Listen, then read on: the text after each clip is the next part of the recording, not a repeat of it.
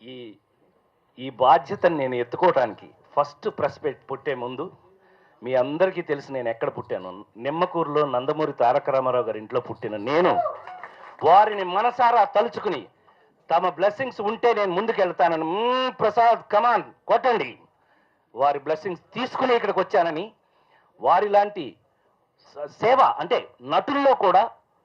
పేదవాడికి సేవ చేయొచ్చు, మనం అనుకున్న మంచి పనులు చేయొచ్చు అని నమ్మిన వాడిగా ఆయన్ని ఫాలో అయిన వ్యక్తిగా 100% ఆయన ఇన్స్పిరేషన్ తీసుకున్నాను. ఈవేళ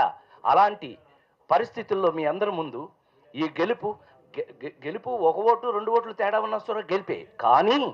ఇవాళ ఇంత మెజారిటీతో గెలవడం అనేది మూవీ ఆర్టిస్ట్ అసోసియేషన్లో ఎప్పుడు జరగలేదు,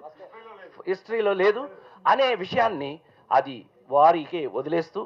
తప్పకుండా అంటే ఓట్లు ఎక్కువ మంది వచ్చి వేశారు అని అంటే ఎక్కువ మంది నన్ను పని చేయమని కోరుకుంటున్నారు అనేది 100% నిజం అని నమ్ముతూ నన్ను నా ప్రాణాన్ని పణంగా పెడుతూ మీకు కావాల్సినవన్నీ తప్పకుండా మేము ఇచ్చిన మాటలన్నీ నెరవేరుస్తామని 100% మీ అందరి ముందు సవినయంగా మనవి చేస్తూ ఇవాళ నుంచి అంటే ఈ క్షణం నుంచి నేను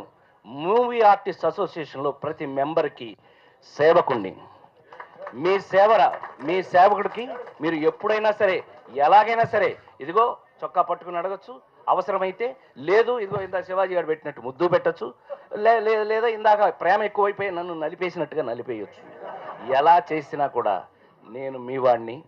మంచి చేయడానికి వచ్చాను. అందరూ నా మిత్రులందరూ కూడా